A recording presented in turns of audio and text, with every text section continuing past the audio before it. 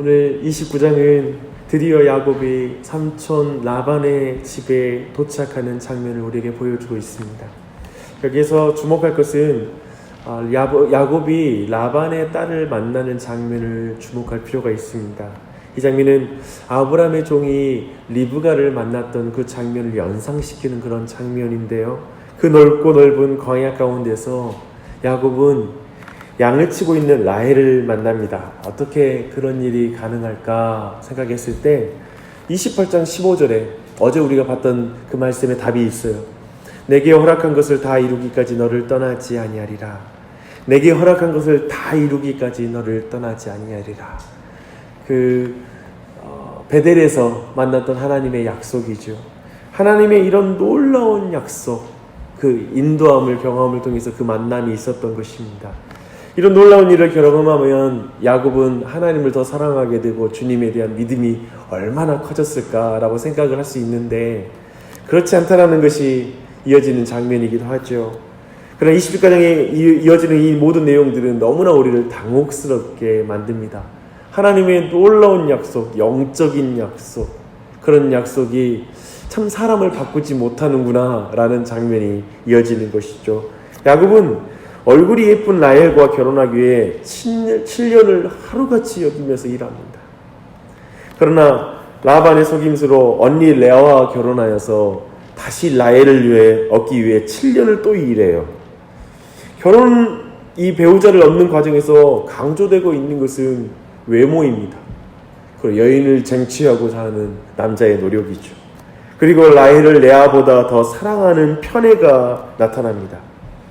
야곱이라는 사람이 아브라함의 언약의 계승자가 철저하게 외모로 사람 평가하고 편애하고 그런 사람이었다. 그리고 그런 사람의 권위 아래에서 한 여인 레아의 인생은 참 비참함을 느끼면서 살아야 했던 그런 가정의 모습이 고스란히 드러나고 있습니다.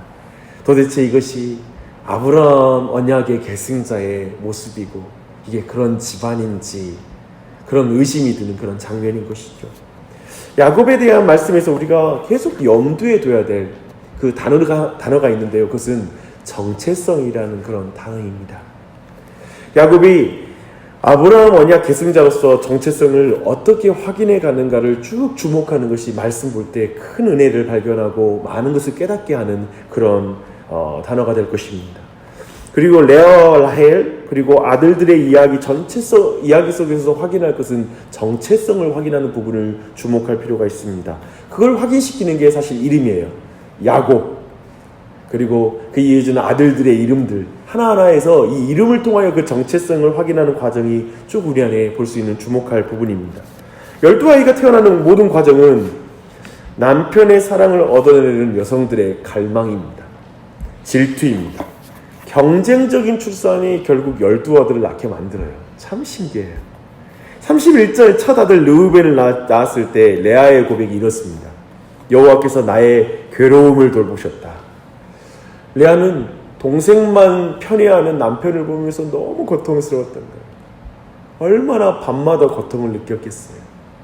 어쩌면 그 남편의 사랑을 받지 못한 여인의 비참함이 얼마나 컸는지가 표현되는 게 첫째 아들에게 표현되는 표현이죠. 둘째 시므온 때에는 여호와께서 내가 사랑받지 못함을 들으셨으므로 내게 이 아들을 주셨도다 라고 이렇게 말합니다. 사랑받지 못한 자의 고통이죠. 생각해보면 이것이 여인만의 고통이겠습니까? 남성들도 그럴 것이고 인간의 고통이죠. 사랑을 못 받으면 고통스러운 거예요. 그렇죠? 34절을 보니 셋째 아들 레위를 낳았을 때 그녀는 이제 내 남편이 나와 연합할 거야 라고 이렇게 말합니다. 여전히 남편과의 그 연합을 갈망합니다. 근데 사실은 이것 또한도 인간의 근원적인 갈망이에요. 누군가 연합하여 하나가 되는 것, 정말 친밀함을 느끼고 싶은 것, 진짜 하나 되고 싶은 게 모든 사람의 갈망이기도 하죠. 그리고 35절을 보니 유다를 낳고서는 이제는 여호와를 찬송하리로다 라고 이렇게 말합니다. 많은 학자들과 설교자들은 이 부분을 레아가 자신의 정체성을 확인해가는 과정이다 라고 이렇게 말하기도 합니다. 처음 아이들을 출산했을 때에는 그것을 통하여서 남편의 사랑을 얻어내려고 하고 그것으로 자신의 정체성을 확인하려고 했다라고 봅니다. 그녀는 주님의 사랑 대신에 남편의 사랑으로 자신의 정체성을 확인하려고 했던 것이죠. 그렇다가 유다에 이르러 그녀의 근본적인 애정이 이제 하나님으로 변하여서 이제 하나님으로부터 자신의 정체성을 확인하고 하나님을 찬양하리로다 라고 이렇게 고백했다고 보는 것입니다. 분명히 이것은 우리에게 많은 교훈을 주는 것이고 많은 것을 깨닫게 하는 그런 과정입니다. 우리 또한도 그러한 과정들을 거쳐가고 있겠죠. 이 가치를 저는 충분히 인정하면서도 사실 저는 이 부분 안에 석연치 않은 이 해석을 저는 존중하면서도 석연치 않은 부분이 이어지는 걸 뒤에서 보게 돼요. 그건 조금 이따 한번 볼게요. 이제 레아로 좀 라헬로 넘어가 보겠습니다. 레아는 남편의 사랑을 어쩌면은 없었지만은 출산을 통해서 많은 복을 받게 되죠. 하지만 이제 라헬은 남편의 사랑을 쟁취했지만 출산을 하지 못하는 문제를 가지고 있는 것을 보게 됩니다. 30장 1절을 보니까요, 야곱에게 이렇게 말해요. 내게 자식을 낳게 하라. 그렇지 않으면 내가 죽겠노라 라고 이렇게 말합니다. 참 우스꽝스러운 말이죠. 그렇죠. 하지만 너무 고통스러우니까 이런 말을 내뱉는 것이죠. 모든 것을 다 갖고야 말겠다는 거예요. 남편의 사랑도 내가 갖겠고 아들도 나도 가져야 되겠다. 막 이런 것을 외치는 것이죠. 언니를 향한 그 시기심, 어쩌면 어떤 그 욕심, 정말 어떻게든지 모든 걸 가지고 말겠다는 그런 라헬의 동생의 그 마음이 느껴집니다. 이때 야곱이 좀 어울리지 않는 말을 해요. 그대를 임신하지 못하게 하시는 이는 하나님이시니 내가 하나님을 대신하겠느냐? 라고 말합니다. 그러자 라헬은 자신도 안 되면 여종 비라를 통해서라도 내가 아들을 얻어야 되겠다고 그 첫 비라를 줍니다. 놀랍게 비라에게 태가 열려서 야곱에게 아들을 얻게 됩니다. 이때 라헬이 단이라는 그 아들 이름을 지으면서 이렇게 말해요. 하나님이 내 억울함을 풀어주시고 내 호소를 들으셨다라고 이렇게 말합니다. 억울한 거죠.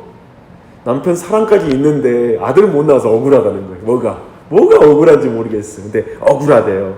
억울함을 풀어주셨다고 말합니다. 그리고 둘째 납달리를 비라를 통해서 또 얻고 나서 이렇게 말해요. 내가 언니와 크게 경쟁하여 이겼다. 경쟁.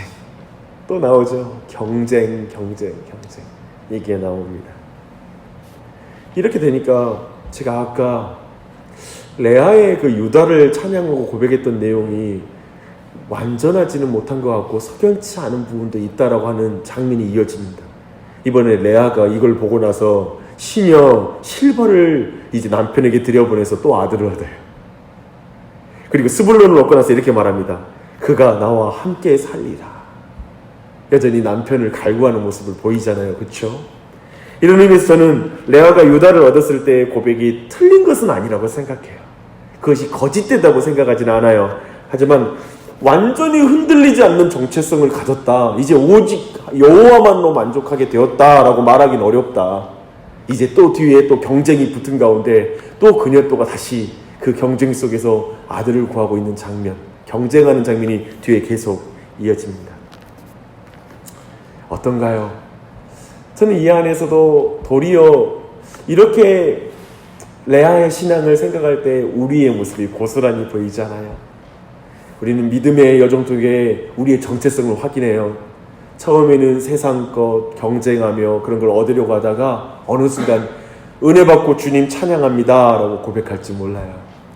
근데 또 세상 속에 들어가면 또 그 경쟁 속에 같이 빨려 들어가요. 그러다가 또 자신을 깨닫게 되는 것이죠. 고스란히 그렇게 자연스럽게 이해한다면 이 본문도 또한도 우리 안에 분명하게 이해될 거라고 생각합니다. 근데요, 저는 이 모든 내용을 한번 쭉 보십시오. 하나님의 이름을 고백하지만 하나님의 이름을 이용해 먹고 있다는 것을, 그 느낌을 지워버릴 수가 없습니다. 이 믿음의 조상 야곱의 가문에게 우리가 비춰진 인상은 하나님의 이름을 이용해서 뭔가를 쟁취하고 그리고 거기서 뭔가 남들보다 경쟁하여 이기겠다는 마음, 많은 걸 소유하겠다는 마음, 이후에 이어지는 야곱의 모습 보십시오. 이제 라반과 속고 속이는 관계 속에 들어가서 마지막에는 큰 재산을 얻는 과정에서도 속고 속이잖아요. 그런 걸 보여줘요. 여기서 우리가 주목할 것은 뭐냐면 믿음의 조상들과 가문이 너무나 세속적이라는 거예요. 인간적이라는 거예요. 참 하나님을 믿지 못하고 가고 있다는 걸 보게 됩니다. 주 안에서 사랑하는 여러분, 우리는 하나님의 인도하심 속에서 배우자 만나고 여기까지 왔을 거예요. 근데 서로를 보면서 아이를 낳고 또 세상적인 비교와 경쟁심으로 아이들을 키우고 있는지도 몰라요. 난 남들보다 잘 키워야 돼. 저 사람, 저 친구보다는 내 자식 잘 키우고 싶어. 그래서 내가 좋은 직업 얻고 좋은 환경 열어주고 싶어. 많은 게 경쟁심이요, 세상적인 기준일지 몰라요. 그래서 어쩌면 대단히 영적인 가정을 이루지 못했을 수 있습니다. 우리는 그것을 어쩔 수 없다, 어차피 이 세상에서 사는 이상 어쩔 수 없어라고 말해서는 안 될 것입니다. 그러나 기억할 것은 그런 가정을 하나님이 허락한 것을 다 이루기까지 하나님이 떠나지 않는다라는 거예요. 이게 놀라운 거예요. 이 가문을, 이 야곱의 가정을 하나님이 안 떠나요. 아까 그 약속 있잖아요. 내게 허락한 것을 다 이루기까지 너를 떠나지 않을 거야. 이 약속이 떠나지 않는 거예요. 모든 어린석음으로 선을 이루어 하나님의 뜻을 하나님이 이루어 가세요. 여자들의 그 경쟁심과 그 모든 시기심 다 이용해서 12아들을 만들어. 그리고 12조상을 이루어 가요. 그렇게 하나님의 나라의 외적인 조건이 이렇게 만들어져 갑니다. 하나님은 놀랍게 신앙이라는 것을 제가 배우는 건 그거예요. 신앙은 우리가 한 만큼 확보되는 게 아니라는 거예요. 놀랍게 우리가 엉엉 울고 있는데 앞으로 가고 있어요. 내가 앞으로 가고 있는 배를 타고 있거든요. 배 안에서 내가 울고 있고 슬퍼하고 기뻤다가 내 기분은 왔다 갔다 하는데 배는 그냥 가요. 신앙은 그런 의미예요.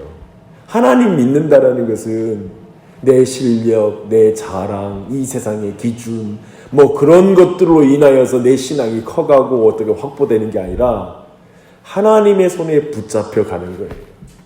하나님께서 내가 내게 이루기까지, 내게 허락한 것을 이루기까지 내가 안 쉴 거야. 내게 약속한 걸 이루기까지 나는 안 쉴 거야. 그 약속을 받은 자가 그리스도인이요 신자인 거예요.